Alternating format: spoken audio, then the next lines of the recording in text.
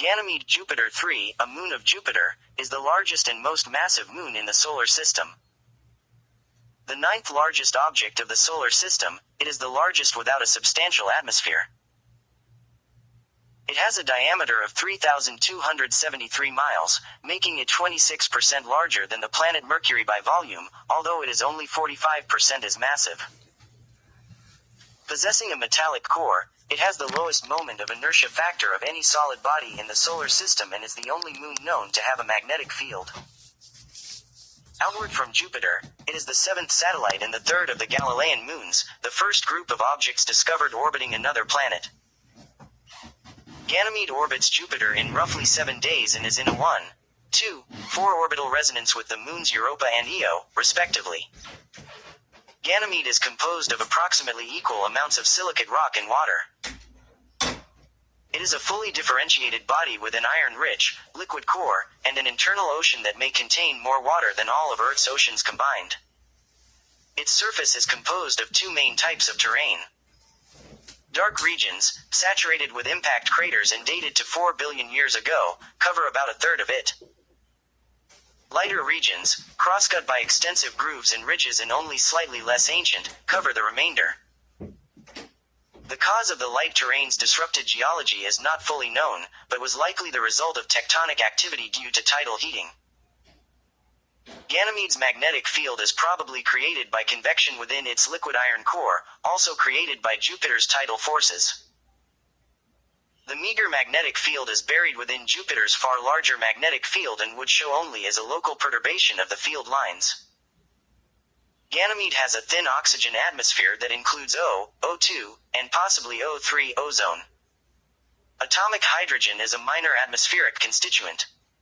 Whether Ganymede has an ionosphere associated with its atmosphere is unresolved.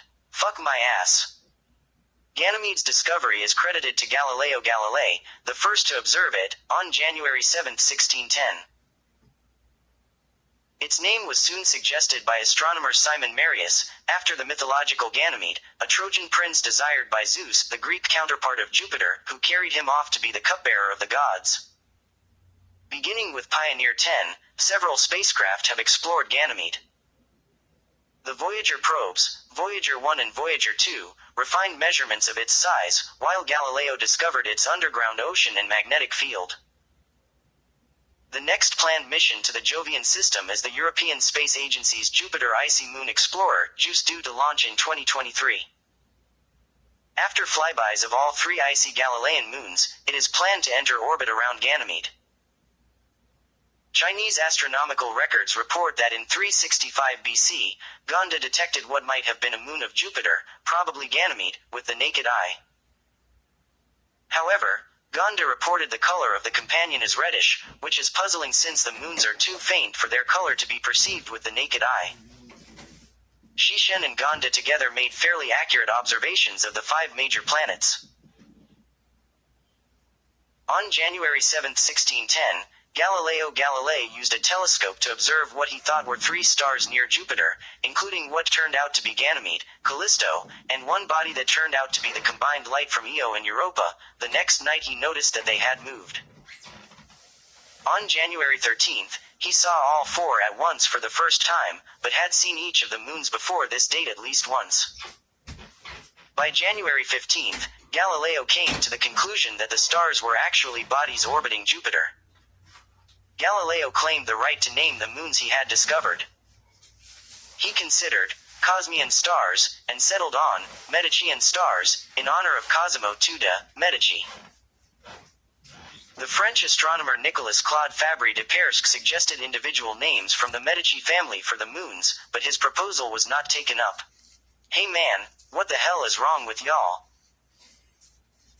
Simon Marius, who had originally claimed to have found the Galilean satellites, tried to name the moons the Saturn of Jupiter, the Jupiter of Jupiter, this was Ganymede, the Venus of Jupiter, and the Mercury of Jupiter, another nomenclature that never caught on.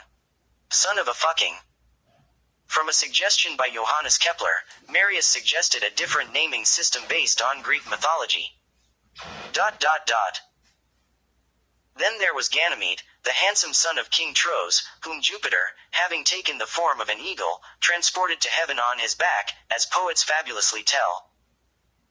The third moon is called Ganymede by me on account of its majesty of light. Io, Europa, the boy Ganymede, and Callisto greatly pleased lustful Zeus. This name and those of the other Galilean satellites fell into disfavor for a considerable time, and were not in common use until the mid-20th century. In much of the earlier astronomical literature, Ganymede is referred to instead by its Roman numeral designation, Jupiter 3, a system introduced by Galileo, in other words, the third satellite of Jupiter. Following the discovery of moons of Saturn, a naming system based on that of Kepler and Marius was used for Jupiter's moons. Ganymede is the only Galilean moon of Jupiter named after a male figure. Like Io, Europa, and Callisto, he was a lover of Zeus. The Galilean satellites retain the Italian spellings of their names. In the cases of Io, Europa and Callisto, these are identical to the Latin, but the Latin form of Ganymede is Ganymedes. In English, the final E is silent, perhaps under the influence of French, unlike later names taken from Latin and Greek. Ganymede orbits Jupiter at a distance of 665,115.7 miles, third among the Galilean satellites, and completes a revolution every 7 days and 3 hours. Like most known moons, Ganymede is tidally locked, with one side always facing toward the planet, hence its day is also 7 days and 3 hours. Its orbit is very slightly eccentric and inclined to the Jovian equator, with the eccentricity and inclination changing quasi-periodically due to solar and planetary gravitational perturbations on a timescale of centuries. The ranges of change are 0.0009 to 0.0022 and 0.05 to 0.32 degrees, respectively. These orbital variations cause the axial tilt, the angle between rotational and orbital axes, to vary between 0 and 0.33 degrees. Ganymede participates in orbital resonances with Europa and Io. For every orbit of Ganymede, Europa orbits twice and Io orbits 4 times. Conjunctions alignment on the same side of Jupiter, between Io and Europa occur when Io is at periapsis and Europa at apopsis. Conjunctions between Europa and Ganymede occur when Europa is at periapsis. The longitudes of the Io-Europa and Europa-Ganymede conjunctions change with the same rate, making triple conjunctions impossible. Such a complicated resonance is called a Laplace resonance. The current Laplace resonance is unable to pump the orbital eccentricity of Ganymede to a higher value. The value of about 0.0013 is probably a remnant from a previous epoch, when such pumping was possible. The Ganymedean orbital eccentricity is somewhat puzzling. If it is not pumped now, it should have decayed long ago due to the tidal dissipation in the interior of Ganymede. This means that the last episode of the eccentricity excitation happened only several 100 million years ago. Because Ganymede's orbital eccentricity is relatively low, on average 0.0015, tidal heating is negligible now. However, in the past Ganymede may have passed through one or more Laplace-like resonances that were able to pump the orbital eccentricity to a value as high as 0.01 to 0.02. This probably caused a significant tidal heating of the interior of Ganymede. The formation of the groove terrain may be a result of one or more heating episodes. There are 2 hypotheses for the origin of the Laplace resonance among Io, Europa, and Ganymede. That it is primordial and has existed from the beginning of the solar system, or that it developed after the formation of the solar system. A possible sequence of events for the latter scenario is as follows. Io raised tides on Jupiter, causing Io's orbit to expand due to conservation of momentum until it encountered the 2.1 resonance with Europa. After that the expansion continued, but some of the angular moment was transferred to Europa as the resonance caused its orbit to expand as well. The process continued until Europa encountered the 2.1 resonance with Ganymede.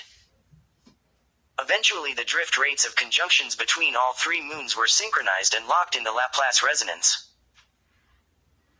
With With a diameter of about 3,274.6 miles and a mass of 2,960 sextillion pounds, Ganymede is the largest and most massive moon in the solar system.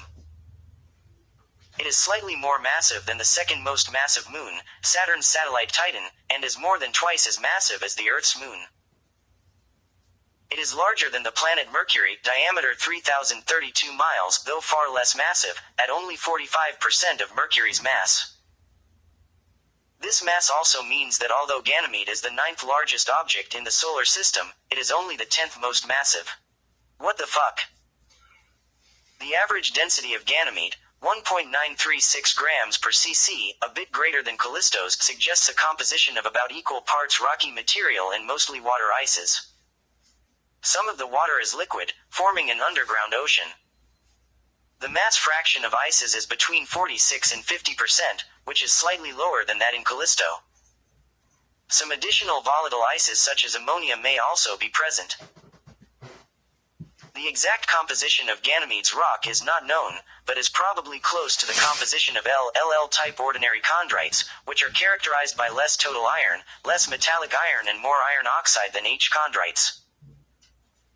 The weight ratio of iron to silicon ranges between 1.05 and 1.27 in Ganymede, whereas the solar ratio is around 1.8. Ganymede's surface has an albedo of about 43%. Water ice seems to be ubiquitous on its surface, with a mass fraction of 50 to 90%, significantly more than in Ganymede as a whole. Near-infrared spectroscopy has revealed the presence of strong water ice absorption bands at wavelengths of 1.04, 1.25, 1.5, 2.0 and 3.0 micrometers. The grooved terrain is brighter and has a more icy composition than the dark terrain.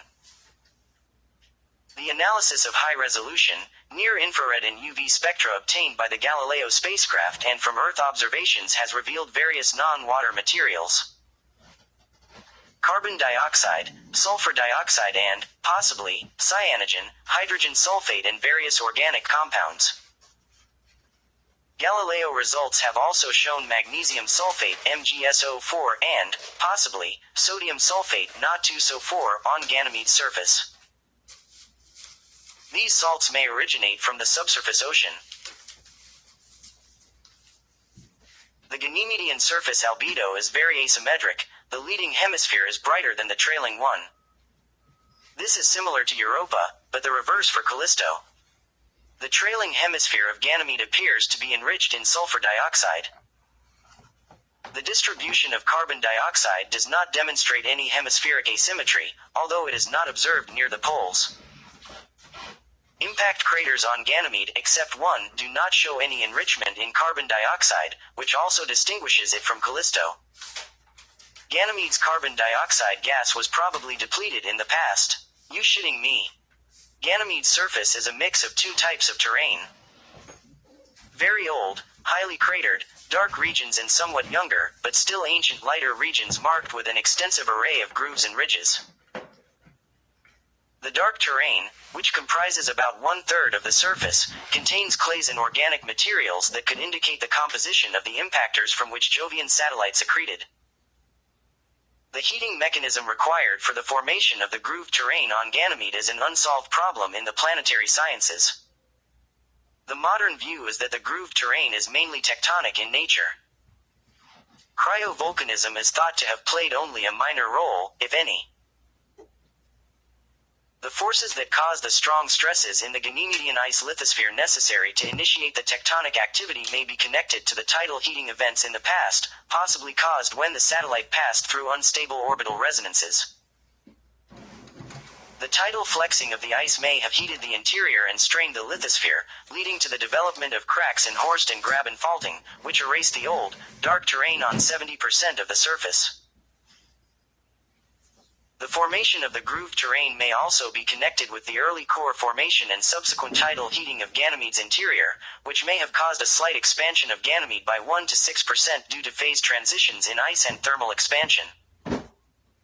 During subsequent evolution deep, hot water plumes may have risen from the core to the surface, leading to the tectonic deformation of the lithosphere. Radiogenic heating within the satellite is the most relevant current heat source, contributing, for instance, to ocean depth. Research models have found that if the orbital eccentricity were an order of magnitude greater than currently, as it may have been in the past, tidal heating would be a more substantial heat source than radiogenic heating. Cratering is seen on both types of terrain, but is especially extensive on the dark terrain. It appears to be saturated with impact craters and has evolved largely through impact events. The brighter, grooved terrain contains many fewer impact features, which have been only of a minor importance to its tectonic evolution. The density of cratering indicates an age of 4 billion years for the dark terrain, similar to the highlands of the Moon, and a somewhat younger age for the grooved terrain, but how much younger is uncertain. Ganymede may have experienced a period of heavy cratering 350 to 4 billion years ago, similar to that of the Moon. If true, the vast majority of impacts happened in that epoch, whereas the cratering rate has been much smaller since. Craters both overlay and are crosscut by the groove systems, indicating that some of the grooves are quite ancient. Relatively young craters with rays of ejecta are also visible. Ganymedean craters are flatter than those on the Moon and Mercury.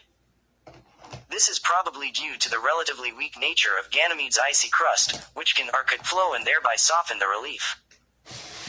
Ancient craters whose relief has disappeared leave only a ghost of a crater known as a palimpsest.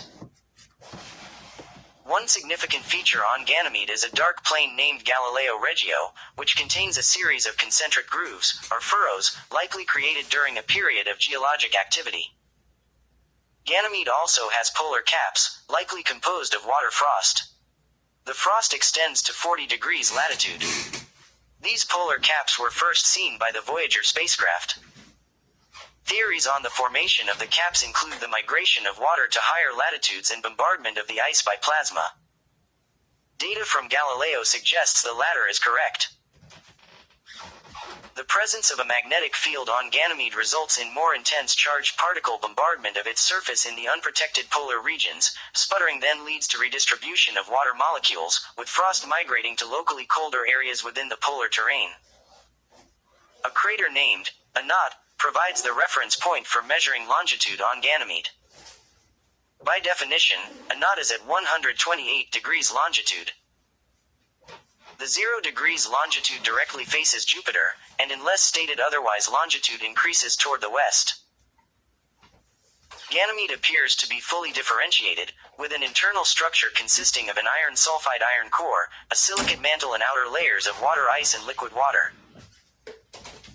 The precise thicknesses of the different layers in the interior of Ganymede depend on the assumed composition of silicates, fraction of olivine and pyroxene, and amount of sulfur in the core. Ganymede has the lowest moment of inertia factor, 0.31, among the solid solar system bodies. I gotta take a shit. This is a consequence of its substantial water content and fully differentiated interior. In the 1970s, NASA scientists first suspected that Ganymede has a thick ocean between two layers of ice, one on the surface and one beneath the liquid ocean and atop the rocky mantle.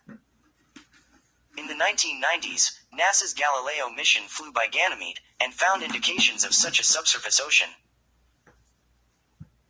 An analysis published in 2014, taking into account the realistic thermodynamics for water and effects of salt, suggests that Ganymede might have a stack of several ocean layers separated by different phases of ice, with the lowest liquid layer adjacent to the rocky mantle. Water-rock contact may be an important factor in the origin of life. The analysis also notes that the extreme depths involved, approximately 497 miles to the rocky seafloor, mean that temperatures at the bottom of a convective adiabatic ocean can be up to 126 degrees higher than those at the ice-water interface. In March 2015, scientists reported that measurements with the Hubble Space Telescope of how the aurora moved confirmed that Ganymede has a subsurface ocean. A large saltwater ocean affects Ganymede's magnetic field, and consequently, its aurora. The evidence suggests that Ganymede's oceans might be the largest in the entire solar system. I farted. There is some speculation on the potential habitability of Ganymede's ocean. The existence of a liquid, iron-nickel-rich core provides a natural explanation for the intrinsic magnetic field of Ganymede detected by Galileo spacecraft. The convection in the liquid iron, which has high electrical conductivity, is the most reasonable model of magnetic field generation. The density of the core is 5.5 to 6 grams per cc and the silicate mantle is 3.4 to 3.6 grams per cc. The radius of this core may be up to 310.5 miles. The temperature in the core of Ganymede is probably 2,240 to 2,600 degrees and pressure up to 99,000 atmospheres. In 1972, a team of Indian, British and American astronomers working in Java, Indonesia, and Cavalore, India claimed that they had detected a thin atmosphere during an occultation, when it and Jupiter passed in front of a star. They estimated that the surface pressure was around 0.00000010 atmospheres. However, in 1979, Voyager 1 observed an occultation of the star Kappa Centauri during its flyby of Jupiter, with differing results. The occultation measurements were conducted in the far ultraviolet spectrum at wavelengths shorter than 200 nanometers, which were much more sensitive to the presence of gases than the 1972 measurements made in the visible spectrum. No atmosphere was revealed by the Voyager data. The upper limit on the surface particle number density was found to be 1.5 times 10 to the power of 9 cm-cubed, which corresponds to a surface pressure of less than 0.000000000002 atmospheres. The latter value is almost 5 orders of magnitude less than the 1972 estimate. Despite the Voyager data, evidence for a tenuous oxygen atmosphere exosphere on Ganymede, very similar to the one found on Europa, was found by the Hubble Space Telescope HST in 1995. HST actually observed airglow of atomic oxygen in the far ultraviolet at the wavelengths 130.4 nanometers and 135.6 nanometers. Such an airglow is excited when molecular oxygen is dissociated by electron impacts, which is evidence of a significant neutral atmosphere composed predominantly of O2 molecules. The surface number density probably lies in the 1.2-7 times 10 to the power of 8 cm-cubed range, corresponding to the surface pressure of 0.000000000002 to 0.000000000001 atmospheres. These values are in agreement with the Voyager's upper limit set in 1981. The oxygen is not evidence of life. It is thought to be produced when water ice on Ganymede's surface is split into hydrogen and oxygen by radiation, with the hydrogen then being more rapidly lost due to its low atomic mass. The airglow observed over Ganymede is not spatially homogeneous like that over Europa. HST observed 2 bright spots located in the northern and southern hemispheres, near plus or minus 50 degrees latitude, which is exactly the boundary between the open and closed field lines of the Ganymedian magnetosphere. The bright spots are probably polar auroras, caused by plasma precipitation along the open field lines. The existence of a neutral atmosphere implies that an ionosphere should exist, because oxygen molecules are ionized by the impacts of the energetic electrons coming from the magnetosphere and by solar EUV radiation. However, the nature of the Ganymedian ionosphere is as controversial as the nature of the atmosphere. Some Galileo measurements found an elevated electron density near Ganymede, suggesting an ionosphere, whereas others failed to detect anything. The electron density near the surface is estimated by different sources to lie in the range 402,500 cm-cubed. As of 2008, the parameters of the ionosphere of Ganymede are not well constrained. Why not? Additional evidence of the oxygen atmosphere comes from spectral detection of gases trapped in the ice at the surface of Ganymede. The detection of ozone O3 bands was announced in 1996. In 1997, spectroscopic analysis revealed the dimer, or diatomic, absorption features of molecular oxygen. Such an absorption can arise only if the oxygen is in a dense phase. The best candidate is molecular oxygen trapped in ice. The depth of the dimer absorption bands depends on latitude and longitude, rather than on-surface albedo, they tend to decrease with increasing latitude on Ganymede, whereas O3 shows an opposite trend. Laboratory work has found that O2 would not cluster or bubble but dissolve in ice at Ganymede's relatively warm surface temperature of -279.5 degrees. A search for sodium in the atmosphere, just after such a finding on Europa, turned up nothing in 1997. Sodium is at least 13 times less abundant around Ganymede than around Europa, possibly because of a relative deficiency at the surface or because the magnetosphere fends off energetic particles. Another minor constituent of the Ganymedean atmosphere is atomic hydrogen. Hydrogen atoms were observed as far as 1,864 miles from Ganymede's surface. Their density on the surface is about 1.5 times 10 to the power of 4 cm-cubed. In 2021, water vapor was detected in the atmosphere of Ganymede. Holy shit. The Galileo craft made 6 close flybys of Ganymede from 1995 to 2000 G1, G2, G7, G8, G28 and G29, and discovered that Ganymede has a permanent intrinsic magnetic moment independent of the Jovian magnetic field. The value of the moment is about 1.3 times 10 cubed Tm3, which is 3 times larger than the magnetic moment of Mercury. The magnetic dipole is tilted with respect to the rotational axis of Ganymede by 176 degrees, which means that it is directed against the Jovian magnetic moment. Its north pole lies below the orbital plane. The dipole magnetic field created by this permanent moment has a strength of 719 plus or minus 2 nt at Ganymede's equator, which should be compared with the Jovian magnetic field at the distance of Ganymede, about 120 nt. The equatorial field of Ganymede is directed against the Jovian field, meaning reconnection is possible. The intrinsic field strength at the poles is 2 times that at the equator, 1440 nt. The permanent magnetic moment carves a part of space around Ganymede, creating a tiny magnetosphere embedded inside that of Jupiter. It is the only moon in the solar system known to possess the feature.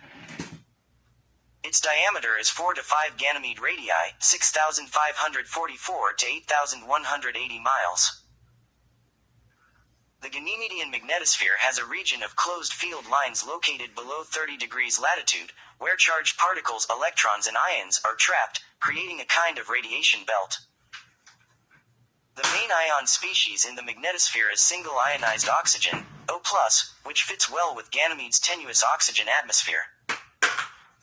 In the polar cap regions, at latitudes higher than 30 degrees, magnetic field lines are open, connecting Ganymede with Jupiter's ionosphere.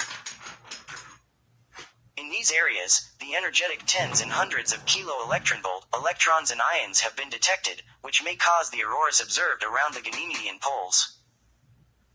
In addition, heavy ions precipitate continuously on Ganymede's polar surface, sputtering and darkening the ice. The interaction between the Ganymedian magnetosphere and Jovian plasma is in many respects similar to that of the solar wind and Earth's magnetosphere. The plasma co-rotating with Jupiter impinges on the trailing side of the Ganymedian magnetosphere much like the solar wind impinges on the Earth's magnetosphere. The main difference is the speed of plasma flow, supersonic in the case of Earth and subsonic in the case of Ganymede. Because of the subsonic flow, there is no bow shock off the trailing hemisphere of Ganymede. In addition to the intrinsic magnetic moment, Ganymede has an induced dipole magnetic field.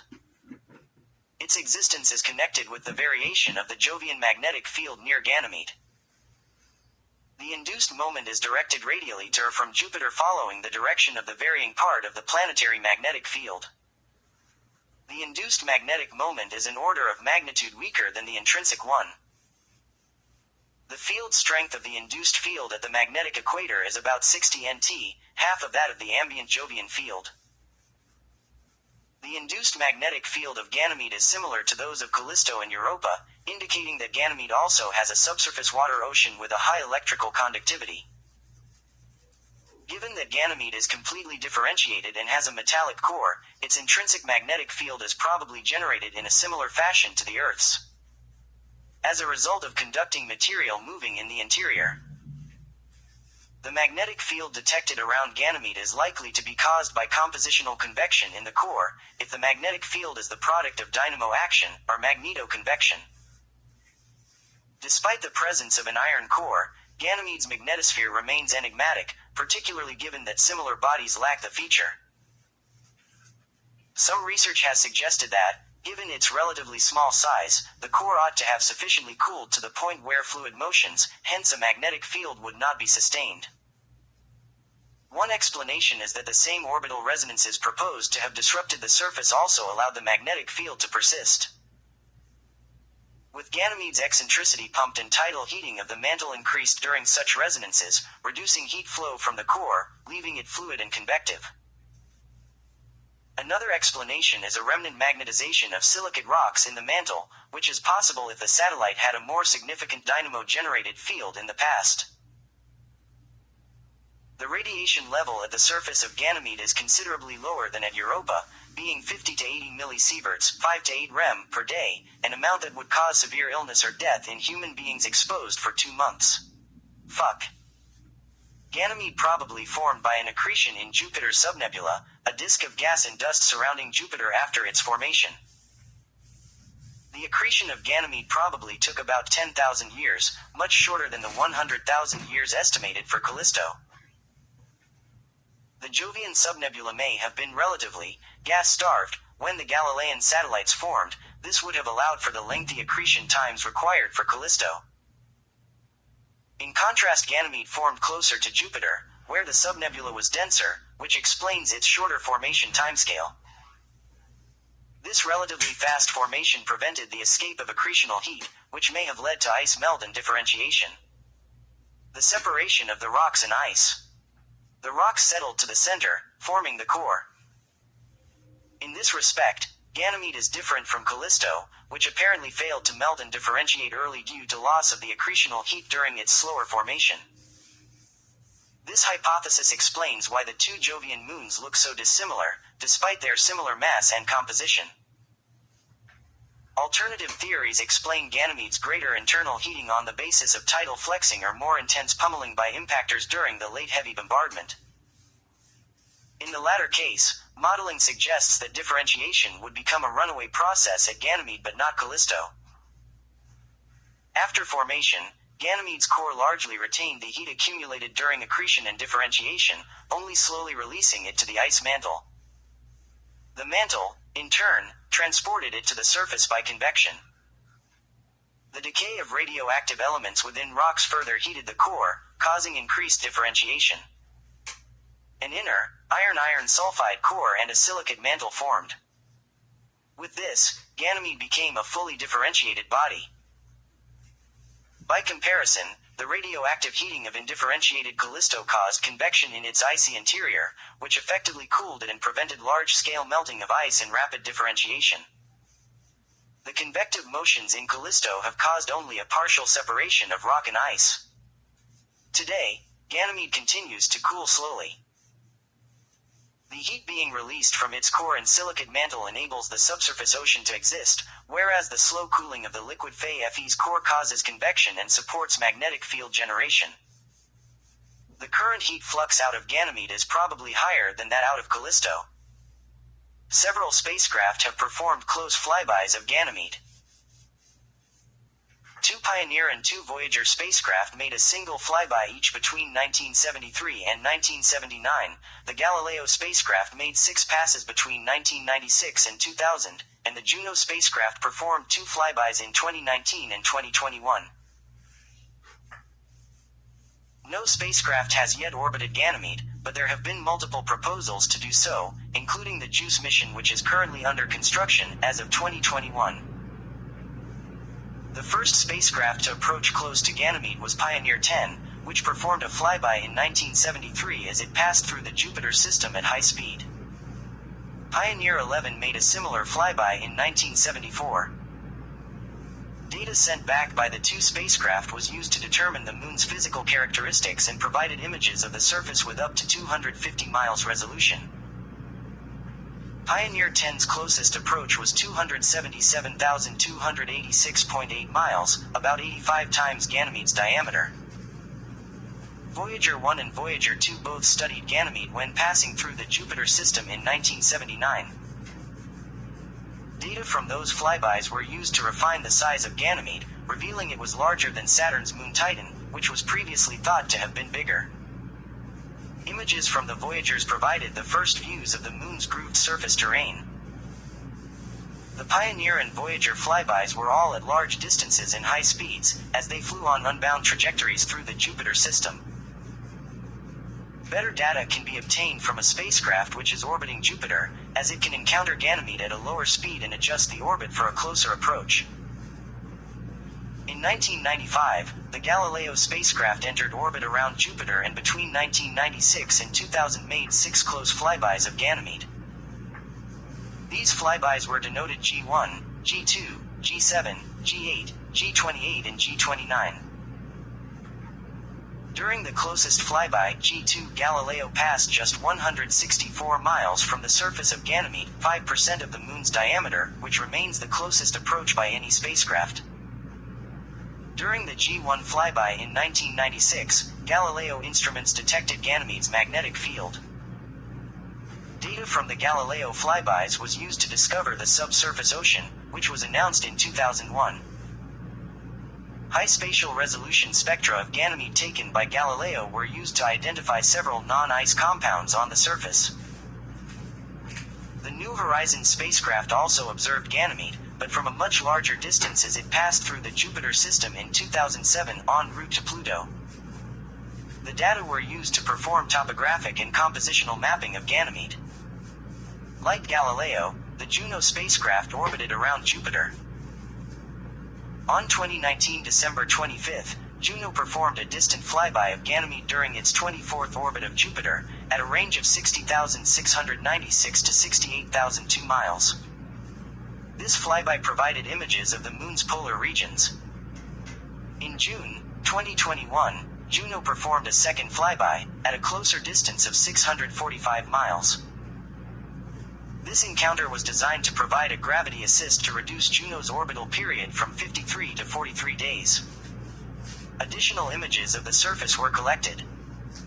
The Jupiter Icy Moon Explorer, JUICE, will be the first to enter orbit around Ganymede itself. As of 2021, JUICE is under construction, with launch planned for August 2023. It is intended to perform its first flyby of Ganymede in 2031, then enter orbit of the Moon in 2032. When the spacecraft consumes its propellant, JUICE is planned to be deorbited and impact Ganymede in February 2034. Several other missions have been proposed to fly by or orbit Ganymede, but were either not selected for funding or cancelled before launch. The Jupiter Icy Moon's orbiter would have studied Ganymede in greater detail. However, the mission was cancelled in 2005. Another old proposal was called the Grandeur of Ganymede. A Ganymede orbiter based on the Juno probe was proposed in 2010 for the Planetary Science Decadal Survey. The mission was not supported, with the Decadal Survey preferring the Europa Clipper mission instead. The Europa Jupiter System mission (EJSM) had a proposed launch date in 2020, and was a joint NASA and ESA proposal for exploration of many of Jupiter's moons including Ganymede. In February 2009 it was announced that ESA and NASA had given this mission priority ahead of the Titan-Saturn system mission. EJSM was to consist of the NASA-led Jupiter Europa Orbiter, the ESA-led Jupiter Ganymede Orbiter, and possibly a JAXA-led Jupiter Magnetospheric Orbiter. The NASA and JAXA components were later cancelled, and ESA's appeared likely to be cancelled too, but in 2012 ESA announced it would go ahead alone. The European part of the mission became the Jupiter Icy Moon Explorer JUICE. The Russian Space Research Institute proposed a Ganymede lander (GL) astrobiology mission called Laplace P, possibly in partnership with JUICE. If selected, it would be launched in 2023.